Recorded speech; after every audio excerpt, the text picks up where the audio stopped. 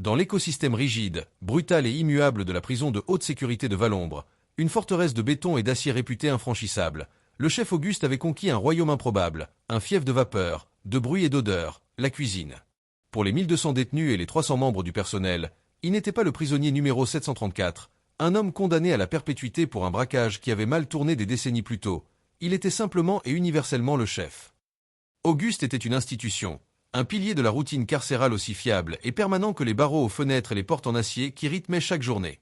Avec ses cheveux grisonnants coupés courts, sa moustache impeccable et son uniforme blanc toujours immaculé, il dégageait une aura d'autorité tranquille et de professionnalisme qui transcendait complètement son statut de prisonnier. Au fil des années, il avait gagné la confiance absolue de tous, des directeurs successifs qui voyaient en lui un gage de stabilité, aux gardiens les plus endurcis qui appréciaient son absence totale de problèmes. Cette confiance n'avait pas été acquise par la soumission servile, mais par une compétence et une fiabilité sans faille qui frôlaient la perfection. Les cuisines, sous son commandement direct, fonctionnaient avec la précision d'une horlogerie suisse. Les repas, bien que préparés avec des ingrédients de budget contraint, étaient toujours servis à l'heure, chauds et décents. Il n'y avait jamais d'émeute liée à la nourriture à Valombre, un exploit remarquable qui lui valait le respect tacite et reconnaissant de l'administration. Cette confiance était le chef-d'œuvre de sa vie, une façade monumentale qu'il avait mis 30 ans à construire, une œuvre d'art de patience, de psychologie et de dissimulation. Car derrière l'homme modèle, le cuisinier dévoué qui semblait avoir accepté son sort avec une dignité résignée, se cachait un esprit d'une acuité redoutable, un stratège qui n'avait jamais, pas une seule seconde en 30 ans, renoncé à l'idée de la liberté. Chaque oignon qu'il hachait avec une précision mécanique, chaque sac de farine qu'il inventoriait, chaque conversation anodine qu'il surprenait dans le vacarme des cuisines était une pièce ajoutée à un puzzle extraordinairement complexe, un plan d'évasion qui se construisait atome par atome dans le secret de son esprit. Son évasion ne serait pas une impulsion soudaine, une explosion de violence, mais une recette longuement mijotée, un plat qui se mangeait froid, préparé avec les ingrédients que la prison elle-même lui fournissait. Et l'ingrédient principal, celui que personne ne verrait jamais venir, n'était pas une lime cachée dans un gâteau, ni un pistolet artisanal, mais la puanteur insoutenable et universellement méprisée des déchets organiques de sa propre cuisine. La cuisine de Valombre n'était pas seulement un lieu de préparation des repas, c'était le cœur battant et officieux de la prison, un carrefour logistique, un centre névralgique d'information où les mondes des détenus et de l'administration se frôlaient constamment. Et Auguste en était le roi incontesté, le maître silencieux de ce royaume de passage et de secret. Sous le prétexte de gérer les stocks, de planifier les menus pour les semaines à venir et de garantir le respect des normes d'hygiène, il avait obtenu un accès quasi illimité au rouage invisible de l'établissement, un privilège qu'aucun autre détenu ne pouvait même espérer. Il se levait avant l'aube, bien avant que la plupart des prisonniers ne soient tirés de leur sommeil par les sirènes stridentes, et ses journées s'étiraient tard dans la soirée, bien après que le silence ne soit retombé sur les blocs cellulaires. Cette éthique de travail irréprochable n'était pas de la résignation, mais une stratégie active et permanente de collecte de renseignements. Chaque document qui passait entre ses mains était une mine d'or, une pièce de plus pour son grand dessein. Les bons de livraison pour les légumes, qu'il contresignait lui-même, lui donnaient les noms des entreprises de transport, les modèles et les plaques d'immatriculation des camions, les horaires précis des arrivées et des départs, et même les noms des chauffeurs habituels. Les factures pour la viande lui apprenaient les jours de la semaine où les contrôles sanitaires diligentés par les services vétérinaires étaient les plus stricts, et donc où la vigilance des gardiens au quai de chargement était à son maximum, focalisée sur l'hygiène et non sur la sécurité. Les fiches d'inventaire pour les produits secs lui permettaient de suivre les cycles de réapprovisionnement et de prédire avec une précision redoutable les périodes de forte activité logistique, ces moments de chaos organisé où un homme pourrait plus facilement passer inaperçu. Il absorbait tout, mémorisant les détails avec une précision d'ordinateur, construisant dans son esprit une carte tridimensionnelle et dynamique du flux logistique de Valombre. Mais les documents n'étaient qu'une partie de son réseau de collecte. Les conversations humaines, volatiles et imprudentes, étaient encore plus précieuses. Les gardiens, se sentant en confiance en sa présence, le considérant comme un meuble, un élément du décor, parlaient librement devant lui. En épluchant des montagnes de pommes de terre, il apprenait que le gardien Dupont avait des problèmes de jeu et était souvent distrait et irritable le lundi matin après un week-end de perte. En préparant le café pour la salle des gardes, il surprenait une conversation sur les nouvelles rotations de service, apprenant que le secteur du quai de chargement serait surveillé par un jeune gardien inexpérimenté et fraîchement diplômé pendant la première semaine du mois suivant. Les livreurs, toujours pressés et peu méfiants envers le vieux chef, se plaignaient à haute voix de la nouvelle caméra installée à l'entrée, décrivant précisément son angle mort, ou du portail principal qui restait souvent bloqué, obligeant à des manœuvres supplémentaires. Auguste était une éponge, un centre de renseignement passif. Il n'a jamais posé de questions directes, se contentant d'écouter, de trier, de recouper et de stocker chaque information, chaque bribe de conversation. Parallèlement à cette collecte de données, il menait une acquisition matérielle tout aussi discrète et patiente. Sa cuisine était une caverne d'Ali Baba pour qui savait regarder au-delà de l'évidence. Une simple ficelle de boucher, utilisée pour rôtir les viandes, devenait, une fois accumulée en longueur suffisante et tressée la nuit, une cordelette solide et multifonction. La graisse de cuisson rance, destinée à être jetée, était mise de côté dans de petits pots dissimulés, un lubrifiant potentiel ou un agent imperméabilisant. Des petits éclats de métal provenant de boîtes de conserve industrielles, des fils de fer tordus servant à attacher les sacs de légumes, des morceaux de plastique rigides issus d'emballage, tout était récupéré, nettoyé et caché dans les innombrables recoins de l'immense cuisine, derrière une plinthe décollée près des fours, au fond d'un sac de farine périmé utilisé comme cache, dans le double fond d'un tiroir à épices qu'il avait lui-même bricolé.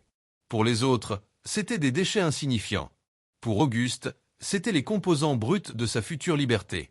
Il était l'homme invisible au centre de tout, le maître d'un royaume de vapeur, de bruit et d'odeur, et personne ne voyait que sous son tablier blanc impeccable, il tissait patiemment, fil après fil, la toile complexe de son évasion. Chaque grand magicien, chaque stratège militaire, sait que la clé d'une opération réussie est la diversion. L'art de diriger le regard et l'attention de l'adversaire vers un point spectaculaire, tandis que l'action véritable, la manœuvre décisive, se déroule ailleurs, dans l'ombre. Auguste, dans sa planification méticuleuse et quasi obsessionnelle, comprit qu'il avait besoin d'une telle diversion, un geste si audacieux, si cliché, si manifestement prisonnier dans son exécution, qu'il focaliserait toute l'attention des enquêteurs après son départ. Il devait leur lancer un os à ronger, une fausse piste si alléchante qu'ils s'y jetteraient dessus, perdant de précieuses heures, voire de précieux jours, pendant qu'il mettait le plus de distance possible entre lui et Valombre.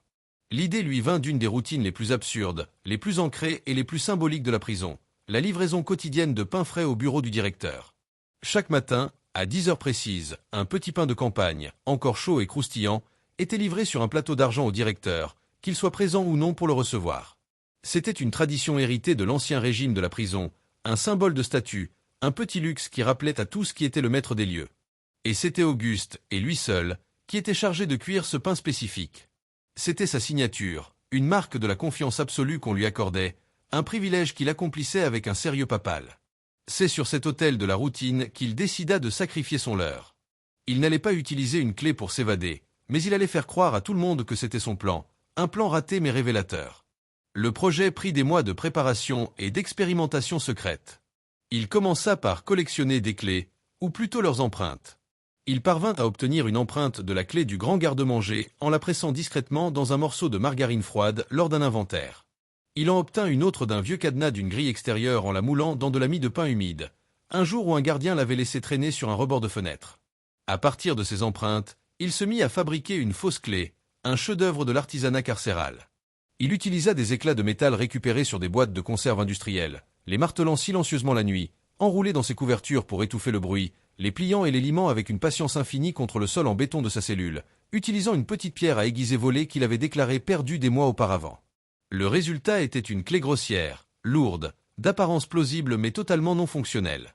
Elle ne pouvait ouvrir aucune serrure, mais elle avait l'air de le pouvoir, et c'était tout ce qui comptait. L'étape suivante fut la conception du pain lui-même.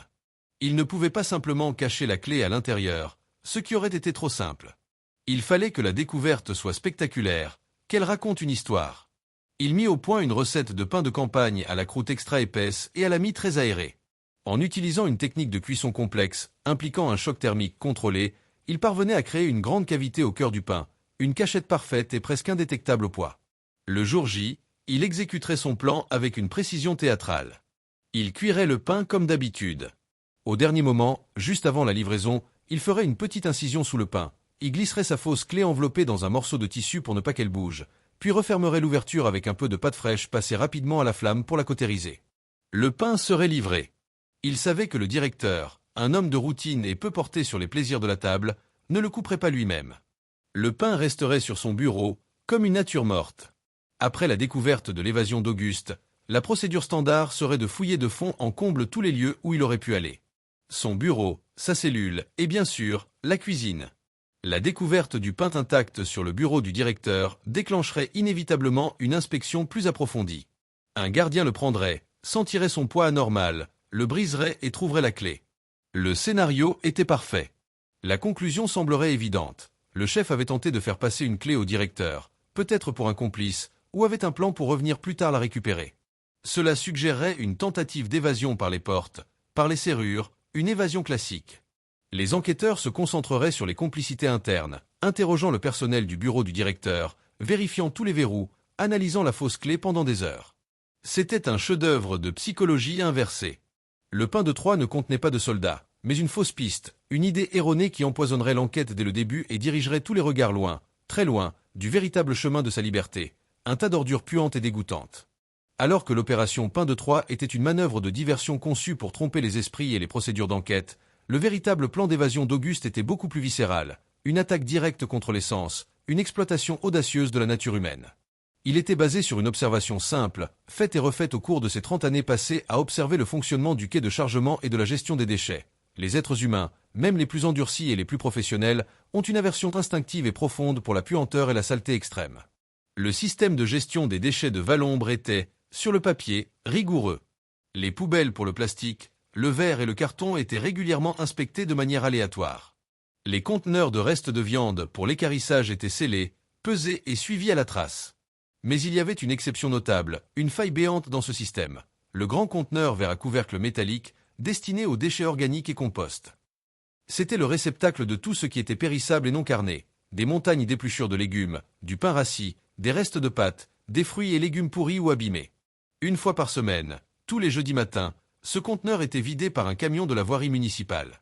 Et pendant 30 ans, Auguste n'avait jamais vu un seul gardien, pas même le plus consciencieux, faire plus que soulever le couvercle d'un air dégoûté, jeter un rapide coup d'œil à l'intérieur, grimacer et le laisser partir. L'odeur, surtout pendant les mois chauds d'été, était une arme de dissuasion massive, une barrière sensorielle plus efficace que n'importe quel cadenas ou barbelé.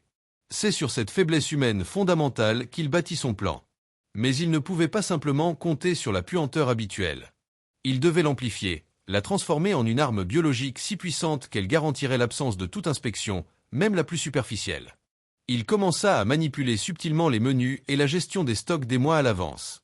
Il oublia volontairement une caisse de choux dans le coin le plus humide de la cave, les laissant fermenter lentement jusqu'à atteindre un état de décomposition avancé. Il commanda une variété de poissons particulièrement odorantes pour le repas du mercredi, en s'assurant qu'il y aurait des surplus importants approchant de la date de péremption. Il organisa une journée spéciale oignons quelques jours avant la date prévue, entraînant la production d'une quantité phénoménale d'épluchures qui macérèrent dans des seaux. Le jour choisi pour son évasion, il prévoyait de jeter dans le conteneur, en plus des déchets habituels, un seau de lait délibérément laissé à cailler au soleil, le contenu de plusieurs boîtes de conserve de choucroute périmées qu'il avait mises de côté, et les restes des poissons de la veille. Il créait une symphonie olfactive, une cacophonie de puanteur conçue pour agresser les narines et court-circuiter toute velléité de zèle de la part des gardes. Mais survivre à l'intérieur de ce monstre puant était un autre défi, un défi qu'il prépara avec le sérieux d'un astronaute pour une mission hostile en milieu extraterrestre. Son équipement de survie fut assemblé pièce par pièce au fil des mois. Le tube respiratoire était l'élément le plus ingénieux. Il utilisa la gaine en plastique souple et striée d'un vieux câble électrique déniché derrière un four, qu'il nettoya, stérilisa et testa méticuleusement pour s'assurer de son étanchéité. Il serait assez long pour serpenter à travers les déchets jusqu'à une poche d'air ou la surface. Pour ses vêtements, il vola un bleu de travail propre à la blanchisserie. Il passa des semaines à l'imperméabiliser en le frottant patiemment, nuit après nuit, avec de la graisse de cuisson fondue puis refroidie, le transformant en une armure dégoûtante et rigide, mais efficace contre l'humidité et la crasse liquide qui ne manquerait pas de s'infiltrer. Il cacha cet ensemble, ainsi qu'une petite bouteille d'eau et un morceau de savon, dans un double sac poubelle scellé avec de la ficelle de boucher. Ce paquet serait le premier objet qu'il jetterait dans le conteneur le jour J. Il se prépara également mentalement. Il s'entraîna à contrôler sa respiration, à ralentir son rythme cardiaque, à méditer dans le bruit assourdissant de la cuisine pour faire abstraction de son environnement. Il devait devenir insensible à sa propre prison de puanteur, un déchet parmi les déchets. Il ne s'agissait pas de s'échapper de la prison, mais de s'échapper dans la prison, de se transformer en un déchet, de devenir si répugnant que le système lui-même l'expulserait sans même s'en rendre compte. Le jour de l'évasion arriva, un jeudi ordinaire de fin d'été, écrasant de chaleur et d'humidité, des conditions météorologiques parfaites pour exacerber les odeurs et la lassitude du personnel. Pour le reste de la prison, c'était un jour comme les autres, rythmé par la routine abrutissante de la détention. Pour Auguste, chaque seconde était chargée d'une tension électrique, chaque geste mesuré et exécuté avec une précision froide. Il se déplaça dans la cuisine avec une grâce et un calme surnaturel, un automate exécutant une routine qu'il avait répétée mentalement des milliers de fois. Son visage était impassible, un masque de concentration professionnelle, mais à l'intérieur, ses sens étaient en hyperalerte. Il nota la nervosité du jeune gardien affecté au quai, La façon dont le chauffeur du camion de livraison de légumes se plaignait bruyamment de la chaleur et de la lenteur des procédures, chaque détail confirmant que les conditions étaient optimales pour son plan. La matinée fut consacrée aux 2 pièces maîtresses de son opéra clandestin. À 10h moins le quart, il sortit du four le fameux pain de campagne destiné au directeur. La croûte était dorée, parfaite, l'odeur réconfortante. Avec la dextérité d'un chirurgien opérant à cœur ouvert, il pratiqua une incision discrète sous le pain, y inséra sa fausse clé en métal grossièrement fabriqué et referma le tout. Il posa le pain sur le plateau d'argent et le tendit au gardien chargé de la livraison, avec un simple hochement de tête et un « voilà pour monsieur le directeur ». La première bombe à retardement, la diversion, était posée. Ensuite, il supervisa la préparation du déjeuner, mais son attention était ailleurs. Il orchestra le ballet des commis de cuisine pour qu'il commence à remplir le conteneur de déchets organiques. Il y dirigea personnellement le versement des seaux d'épluchures de choux fermentés, des restes de poisson et du lait caillé. L'odeur qui s'en dégagea fut cataclysmique, une vague nauséabonde et physique qui fit reculer même les détenus les plus endurcis. Plusieurs gardiens se plaignirent, ce qui conforta Auguste dans son plan. Personne ne s'approcherait volontairement de ce monstre. Le moment crucial, la fenêtre de tir qu'il attendait depuis 30 ans, arriva juste après le service du déjeuner, pendant l'heure de flottement où les équipes changent, où la surveillance se relâche légèrement et où l'attention de tous est tournée vers la digestion. Le quai de chargement était momentanément désert, le jeune gardien étant parti prendre son propre repas, laissant son poste sans surveillance pendant quelques précieuses minutes. C'était une faille dans le système, une faille qu'Auguste avait identifiée et attendue. Il avait déjà jeté son paquet contenant ses vêtements de survie et sa bouteille d'eau au fond du conteneur 1 heure plus tôt. Il se dirigea vers le quai, transportant un dernier seau de déchets comme prétexte. Il jeta un regard circulaire, rapide et expert. Personne. D'un mouvement souple et rapide, surprenant pour un homme de son âge, il posa le seau, grimpa sur le rebord du conteneur. Il hésita une fraction de seconde, le temps d'une dernière inspiration d'air relativement frais, le temps d'un adieu silencieux à sa vie passée. Puis il se laissa tomber à l'intérieur. L'impact fut étouffé par une épaisse couche de détritus mou et tiède. L'horreur fut instantanée et totale. L'odeur, à l'intérieur, n'était plus une simple nuisance. C'était une force physique, un mur solide et écœurant qui semblait vouloir l'étouffer, s'infiltrer dans chaque pore de sa peau. La chaleur était suffocante, une chaleur de compost, l'air saturé d'humidité et de gaz de décomposition. Il s'enfouit dans la masse grouillante et tiède, luttant contre le réflexe de vomir qui lui soulevait l'estomac. À tâtons, dans l'obscurité, il attrapa son paquet, le déchira et trouva son tube de plastique, qu'il mit à sa bouche. Il se recouvrit entièrement de déchets, ne laissant dépasser que l'extrémité du tube, qu'il dissimula habilement près d'une vieille tête de chou pourri. Il attendit, son corps entier contracté dans l'obscurité puante, chaque muscle tendu. Quelques minutes plus tard, qui lui parurent des heures, il entendit des voix. Le jeune gardien et le chauffeur du camion de la voirie. Il entendit le couvercle métallique du conteneur se refermer au-dessus de lui, plongeant son monde dans une obscurité totale et assourdissante. Le son du métal qui grince et des verrous qui se ferment fut le plus beau son qu'il ait jamais entendu. C'était le son de sa cellule qui se fermait sur le monde, et non sur lui. Le camion s'ébranla, et avec lui, la nouvelle vie d'Auguste.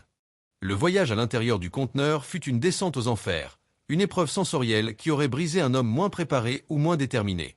L'obscurité était absolue, une absence totale de lumière qui effaçait toute notion d'espace et de temps. Le son était un vacarme assourdissant et chaotique, le grondement du moteur du camion, le cliquetis incessant des chaînes qui soulevaient le conteneur, et surtout le bruit sourd et inquiétant des déchets qui se tassaient et glissaient autour de lui à chaque virage, à chaque freinage, menaçant de l'ensevelir ou de bloquer son précieux tube à air. Mais pire que tout, bien pire que le bruit et l'obscurité, il y avait l'odeur. Elle n'était plus seulement dans l'air, elle était en lui, imprégnant ses vêtements, sa peau, ses poumons, le goût de la pourriture sur sa langue. Il respirait à travers son tube de fortune, chaque bouffée d'air ayant un goût de décomposition douceâtre et chimique. Il perdit toute notion du temps, s'accrochant à sa conscience en se concentrant sur les vibrations du camion, essayant de deviner le trajet qu'il connaissait par cœur pour l'avoir étudié sur des cartes volées dans les journaux et pour l'avoir observé des milliers de fois depuis le quai. Il sentit le camion ralentir, tourner, puis s'engager sur une route moins lisse, cahoteuse. C'était la route de la décharge municipale, à une dizaine de kilomètres de la prison. Son cœur, qui s'était calmé dans une sorte de transe de survie, recommença à battre la chamade. La peur d'une erreur, d'un changement de trajet de dernière minute, d'un accident, était une angoisse glaciale qui luttait contre la chaleur suffocante du conteneur. Puis, après ce qui lui sembla une éternité, le camion s'arrêta. Il y eut un silence relatif, seulement troublé par le moteur au ralenti, suivi du bruit caractéristique et puissant des systèmes hydrauliques qui s'enclenchent. Auguste se prépara, rassemblant ses forces. Il sentit le conteneur s'incliner, lentement d'abord, puis de plus en plus abruptement. Il fut emporté par une avalanche de déchets, une vague de pourriture qui le projeta hors du conteneur dans un chaos de détritus volants. Il atterrit lourdement sur un monticule gigantesque de sacs poubelles et d'ordures diverses. Le choc lui coupa le souffle. Il resta immobile pendant de longues minutes, le visage enfoui dans les détritus, écoutant le bruit du camion qui manœuvrait et s'éloignait. Quand le silence revint, seulement troublé par le cri strident des mouettes et le vent qui soufflait à travers les montagnes d'ordures, il osa enfin bouger. Il se redressa lentement, le corps endolori, couvert de la tête aux pieds d'une couche immonde de saleté. Il était au milieu d'un paysage apocalyptique, une mer de déchets s'étendant à perte de vue sous le ciel gris. L'odeur était toujours là, omniprésente, mais pour la première fois, elle était mélangée à autre chose, l'odeur de l'air libre. Il respira profondément, sans son tube, et malgré la puanteur, ce fut l'inhalation la plus douce de sa vie. C'était le parfum de la liberté. Il se débarrassa de sa combinaison graisseuse, se lava sommairement le visage et les mains avec l'eau de sa bouteille et le morceau de savon qu'il avait précieusement gardé. Il était seul. Il était libre. Il était invisible, un déchet parmi les déchets, dans le seul endroit au monde où personne ne penserait jamais à chercher un homme. La découverte de l'absence d'Auguste ne se fit que plusieurs heures plus tard, à l'heure du dîner. Le chaos initial fut rapidement maîtrisé, mais une vague d'incrédulité parcourut la prison. Le chef, le vieux chef, c'était impossible. L'alerte fut donnée, et la procédure de confinement total enclenchée. L'enquête commença immédiatement, dirigée par le directeur en personne, furieux et humilié. La première fouille de la cuisine ne révéla rien. Tout était à sa place, propre, rangé. Puis, un enquêteur eut l'idée de vérifier le bureau du directeur. Et là, sur le plateau d'argent, se trouvait le pain. Il semblait plus lourd que la normale. On le brisa. À l'intérieur, la découverte de la fausse clé en métal provoqua une onde de choc. La théorie fut instantanément adoptée. Auguste avait un complice, quelqu'un dans les bureaux, et tentait de s'échapper par les portes. Toutes les ressources furent mobilisées dans cette direction. On interrogea tout le personnel administratif, on vérifia chaque serrure, on analysa la clé sous toutes les coutures. Le pain de Troie avait fonctionné au-delà de toutes les espérances. Pendant que toute la prison regardait dans la mauvaise direction, Auguste mettait son plan final à exécution. Après s'être nettoyé, il se dirigea vers la lisière de la décharge, un endroit qu'il avait également repéré sur les cartes. Là, près d'un vieux chêne, sous une pierre plate, il déterra un sac étanche qu'un complice, un ancien détenu libéré des années plus tôt et qui lui devait la vie, avait enterré pour lui une semaine auparavant. À l'intérieur se trouvaient des vêtements propres et usés, une casquette, une paire de vieilles chaussures de marche, une petite somme d'argent et une carte de la région. Il se changea, brûlant ses vêtements de prisonnier et sa combinaison graisseuse. En quelques minutes, le chef Auguste, l'institution de Valombre, cessa d'exister. À sa place se tenait un homme âgé anonyme, un retraité ordinaire en promenade. Il suivit une petite route de campagne, marcha pendant des heures jusqu'à la ville voisine, où il monta dans un bus local, puis un autre, se fondant dans le flot des voyageurs anonymes. Quand les enquêteurs de Valombre comprirent enfin, des jours plus tard, après avoir visionné des heures de vidéosurveillance et réalisé qu'aucun camion de livraison n'avait été compromis, que le camion de la voirie était la seule possibilité, il était déjà trop tard. Les recherches à la décharge ne donnaient rien. Auguste s'était évaporé. Il devint une légende à Valombre, un fantôme dont on racontait l'histoire à voix basse. L'homme qui avait transformé 30 ans de confiance en une arme, qui avait utilisé un pain comme un leurre et qui avait trouvé la liberté au cœur de la pourriture. Il avait prouvé que la cage la plus sophistiquée ne peut retenir un esprit patient, et que parfois, pour s'échapper, il ne faut pas forcer les portes, mais devenir si insignifiant que le système vous jette lui-même dehors avec les ordures.